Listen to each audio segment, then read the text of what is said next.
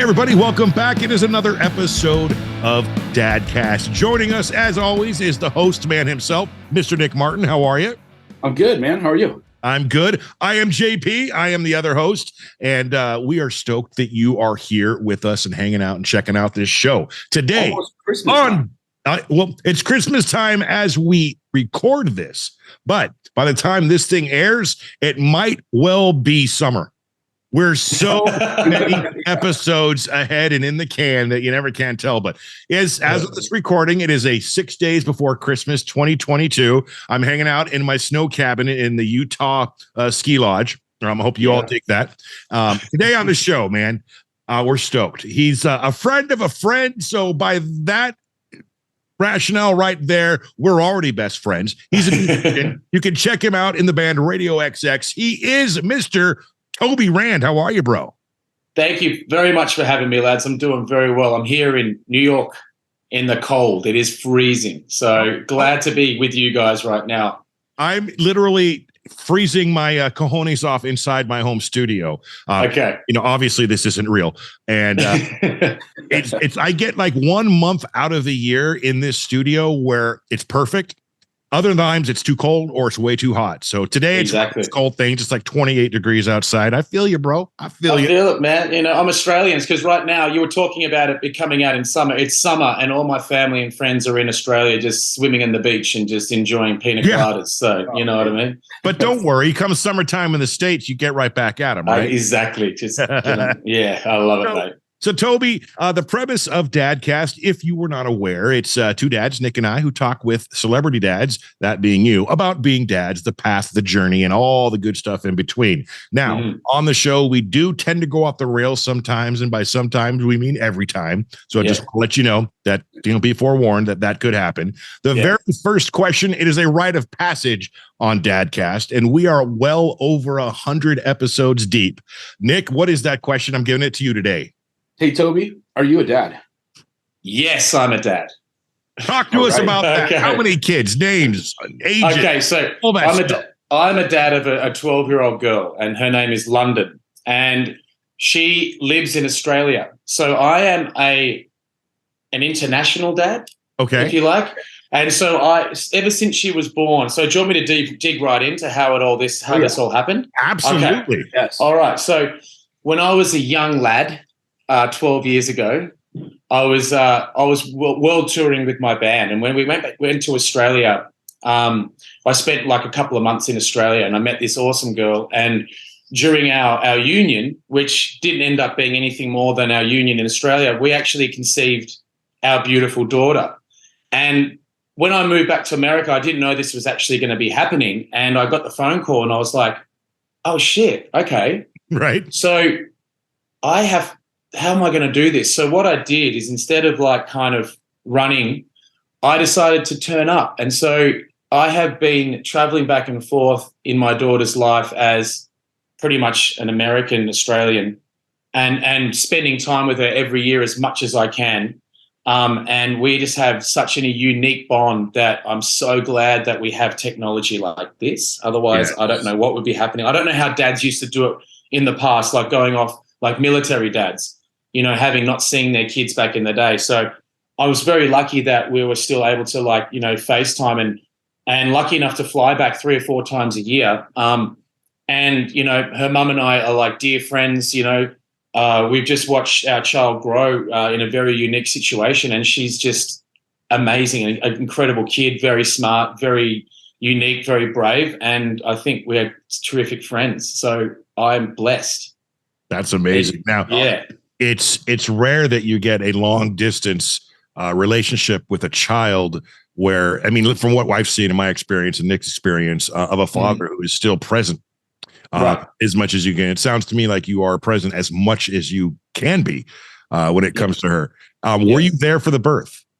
I didn't. I wasn't there for the birth. It was one of those situations where I'm just going to get into it. Like the mother and I weren't really together. So it was just kind of like that tender hooks moment of like, I was also playing shows in the US, and I was like, what's happening? So I literally arrived a few days after the birth, and I can actually picture it now. And I met her mother, and in Adelaide, and she goes, listen, and I got a hotel with my brother, my oldest brother Simon, and my best friend Ted. Now they have daughters, so they were like, when I told them the news, they were like, fuck yeah, you know, like, welcome to the group. And I'm like, I'm scared, you know. And they go, bro, there's no love like a daughter, you know, like you'll understand as she grows up. And so so when I went over to visit my daughter for the first time and her mother, I took them with me. So we had like a lad weekend where we kind of like just made me feel comfortable. And I remember her walking up towards the hotel, and this woman carrying a child just like walking, and I'm like, oh, okay.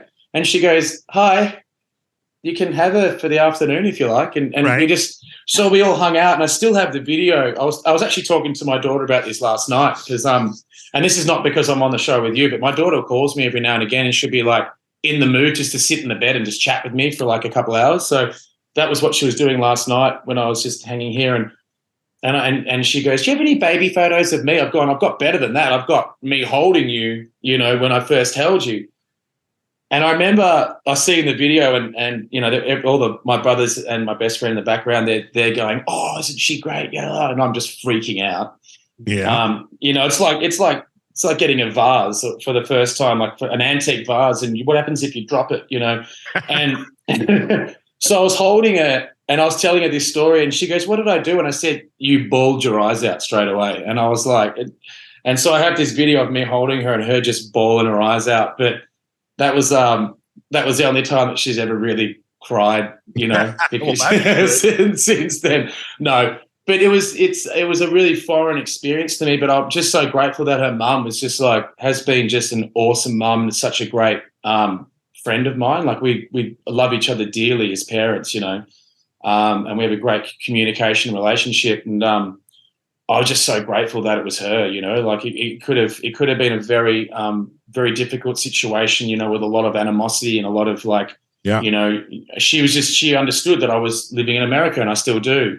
And she even says to me, she goes, I just feel really guilty that you don't get to see your daughter grow up firsthand. And I understand that, but I see it from my point of view where I feel guilty that my daughter doesn't get enough, you know, of my time physically as well. So I just try and put that into FaceTime. You know, I've written numerous songs about her. I mean, I called one of my bands after her.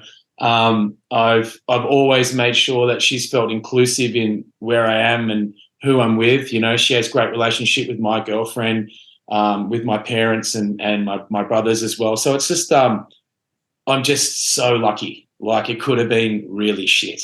Right. So what are the odds of you know, making London a big sister?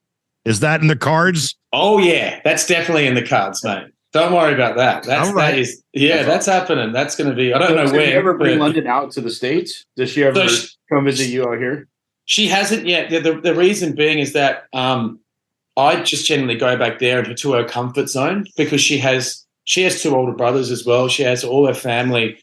And we always noticed that when I would even take her out of that comfort zone to go into state, she would feel a little bit uneasy just because even though I'm her father, it's just that little bit of separation. And when you separate 10,000 miles, you can't just call and organize a quick, you know, listen, can someone come over and visit? It's like a big step. And every year I just asked her, I said, are you ready? And this year she's ready. So because she's in high school now. So she's in high school. So she's just like, you know, on TikTok, she's got a zillion friends and she's like, now I'm a cool dad again and all that kind of stuff. Oh, so. Don't worry. You've only got about another year of that left. A year of that. And then I'm going to be the prick again. Yeah. If it goes, you probably got a good year and a half. And then she'll hit 14 and you'll be like, yeah, but you know what, Nick? You know what?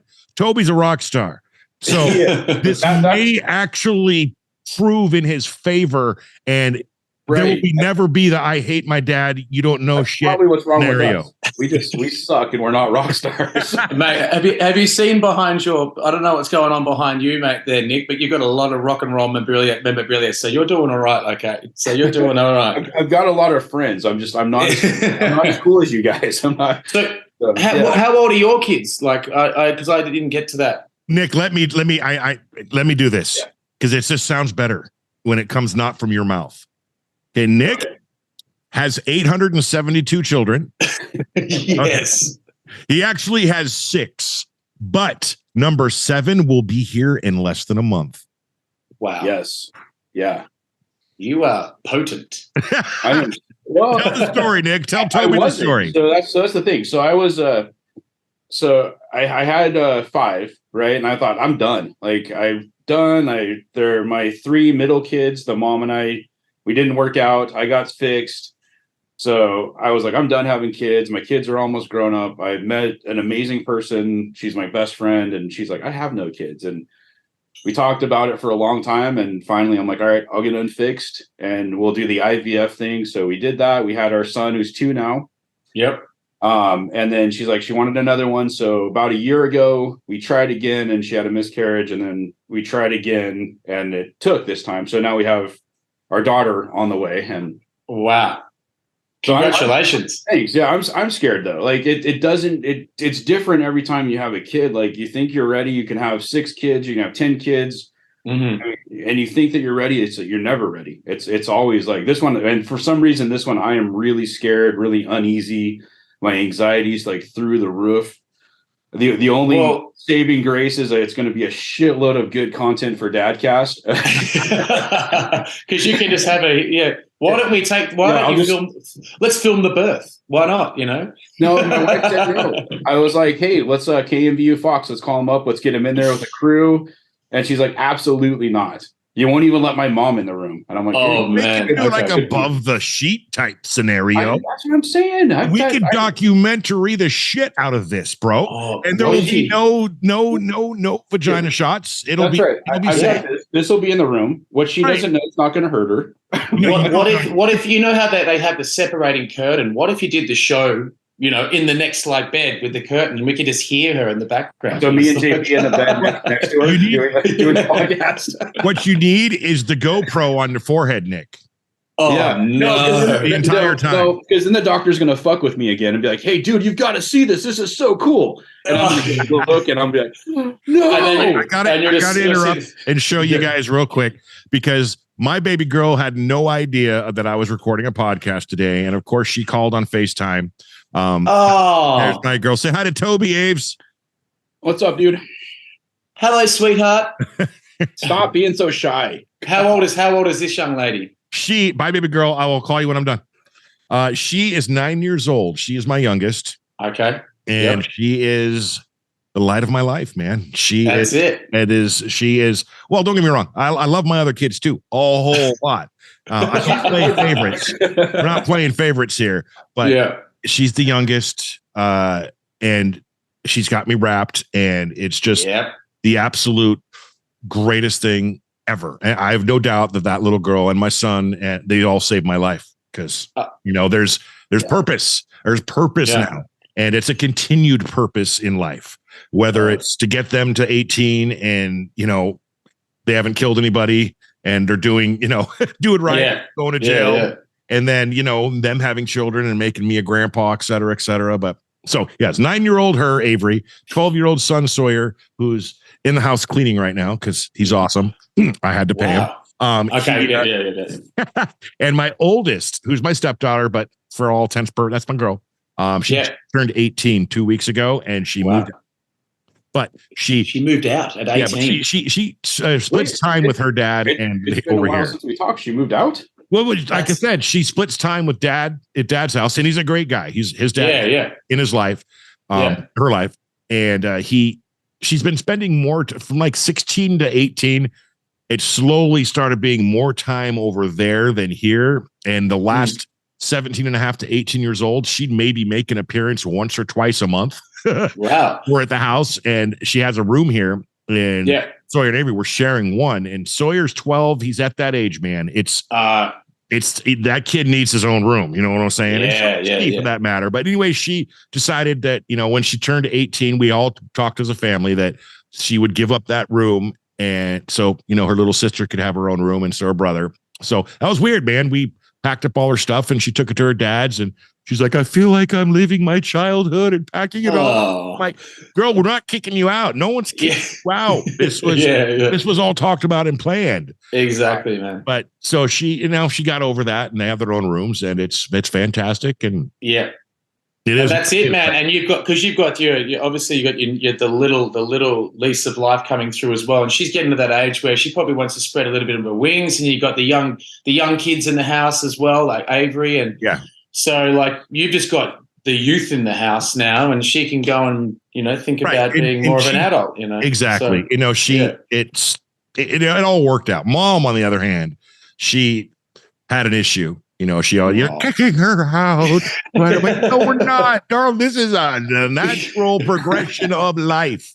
Okay, that's awesome. I know what happened like literally 2 days after she turned 18, but this was what we had figured out. You know what? That's it. It's crazy. And poor Nick. I mean, congratulations, Nick. He's starting fresh in literally like 3 weeks. Nick, you have 18 years to go until that final moment.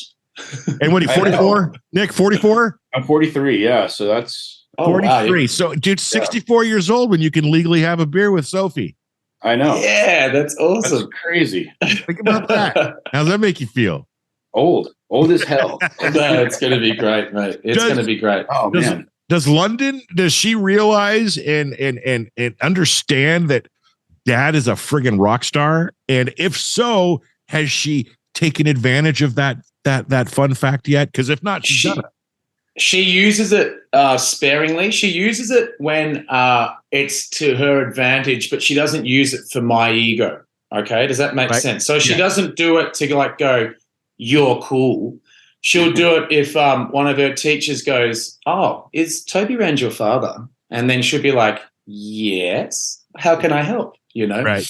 And so, or if her friends that she meets, like, their parents know of me or whatever it is, because but she won't do it to be like go, "Look at my dad, he's the coolest in the whole world," blah, blah, blah. She went through that phase briefly. She uses it more strategically in a cool way.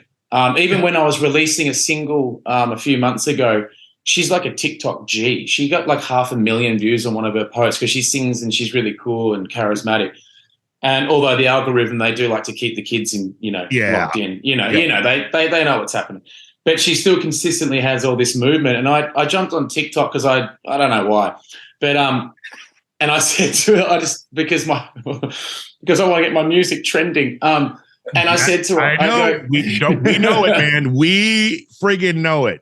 I know. And I said to her, I go, "Hey, babe, do you give your old man a little favor? Would you repost my song on your platform?" She goes, "Why would I do that?" And I'm like, can't you like, do one of your funny little videos and have it playing in the background? She's like, no.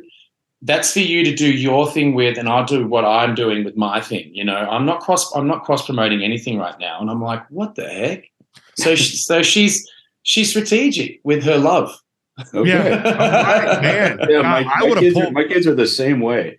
It's just crazy. My son was a drummer at Grants Pass High School, and the big high school here. They play like the Macy's Thanksgiving parade and stuff. And so his whole thing is like he loves drumming, and he knows that I've done concerts and stuff and promoted concerts and everything, and knows I have a bunch of friends and bands. And so for his birthday every year, from the time he was 13 till he was 18, I would take him to huge concerts. We took him to like Hollywood Vampires. Matt Sorum was drumming, and Matt's a buddy of mine.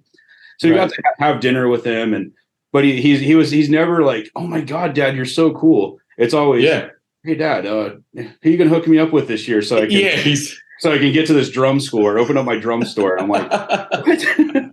How about, "Hey, thanks, Dad?" It's not him going online and saying, "You know what? My dad's pretty badass. He's best mates with all these bloody legends." Yeah. It's "Hey, Dad, can I meet someone else now?" Yeah. Okay, My 18-year-old daughter's the same way. She loves Andy Grammer. Andy's been a buddy of mine for many years. And for her birthday every year, like, he comes to our area and he hits me up. He's like, "Hey, can Emma come out and have dinner, and we'll go to the show, and I'll sign some CDs for her birthday." I'm like, yeah. It's never thanks, Dad. It's like, "Hey, Dad, I'll see you in a few hours. Do you care if my buddy with me?" I'm like, what if I want to hang out with my buddy? That's amazing. I love it. What's going on here? But you do it in the flip side. And so when I look at my father, right? So when I was growing up, I didn't want to like toot his horn and say what a legend he was. He was just the guy that made me do the chores on the weekend. But now when I'm looking at the legacy that he's had, because he's a really well-renowned scientist, and my mum, like incredible, like singing teacher and was a great singer growing up in school and teaching, numerous hundreds of kids how to write and play music. I'm like, yeah, my parents rule now. But when I was 16 and stuff, they were just like the people that they just annoyed me a little bit, I just wanted my allowance and just get the hell out of there. So we understand that, don't we? So now I look at it as 0 to 9 is just the cuddle era. Yeah. Okay? And then 10 to 13 they start developing that independence, and they still like you.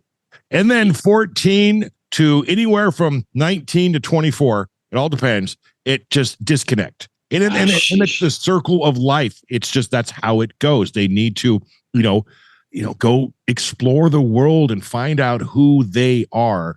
And it's perfect. We've all done it. We went, you just said you're 16. They're just the people who, paid me my allowance and told me to clean shit up. It's just how it works. Yeah. And it's crazy to experience it now that we are the dads, we are the adults, and look back at the time and go, oh, God, I must have made my parents so friggin' sad. And here we go. And it's just, I know it's just a matter of time. 2 years back till they come back, and then you're there, then it's time to be friends. Yeah. And, you don't really have to parent anymore. That's when that relationship goes. Yeah. That's the tough part, man. I'm finally hitting that with my oldest son. He's 23, joined the army. And for 16 to 19, he was just going down a bad path, and just like everything I was to tell him, like, hey man, you don't want to do those drugs. You don't want to hang out with that crowd. You don't want to. Are there drugs he does want to do though, Nick, by that rationale? Weed. I'm okay with weed. I'm okay with that. But you don't want to hang out with that crowd. You don't want to go to jail. And it was always a constant just button heads of, Dad, don't tell me what to do. I know what I'm doing. And then finally he got it. He got in trouble and just like decided to join the army. He comes back. It was on his first leave a few years ago. We had Granger Smith in town, and he's dating this chick that loves country music. My son absolutely knows nothing about country music. He's like, hey Dad, can you play the cool card? Can you you call Granger up and kind of bring this chick out? And finally he's like, it showed me the appreciation of, hey Dad, you're the cool dad. And so I'm like, hell yeah. Whatever you guys want. That was the tipping point. Front row. It's like, it's all, Granger, you're going on the bus with Granger. Just don't leave your girl alone with him. Exactly. I love that. See, I'm like renowned in my circle of being like kind of the king of the kids. So like ever since I've had a niece, like my niece is now 20, I think she is. Like because I was playing in bands in Australia, I had the days free. So I was doing like 6 nights around the clubs when I was about 18, 19, 20 or whatever, up until I was about 25. So when she was born, I'd babysit her most so her mum could go to work. So me and her were like best buds growing up. My other nephew and niece, whenever we're together, I strip down to a child. That's kind of, my girlfriend always looks at me just like, when are you actually going to grow up? So that's always been in my nature. So whenever like London, my daughter kind of frowns at me like, listen, you're not cool. I'm like, damn it, I'm losing that I'm one of the kids factor. Yeah. Because that game Roblox that kids were all playing. I'm very aware. In fact, I bought a card that's Avery. Okay, this is after Christmas. No, she's got a couple of stocking stuffers, Roblox, as we speak. I bought them last night. Yeah, so, I know. So when London was playing that religiously, I would, set my alarm at different times, whether I was in Los Angeles, New York, or Vegas, whatever, and I'd log on with all their buddies, and they'd be like all of us, and so it'd be like all these 10-year-olds, and then 42-year-old just like playing, and that to me was really fun. That's when she would show that kind of, I'm proud of that my dad can hang with the kids, because even with her birthday parties, I'd go back and throw birthday parties. I'd be the guy that just like would create all the fun games and the pool parties and stuff like that. So she would be like, I'd catch her looking at me like, oh yeah, he's cool.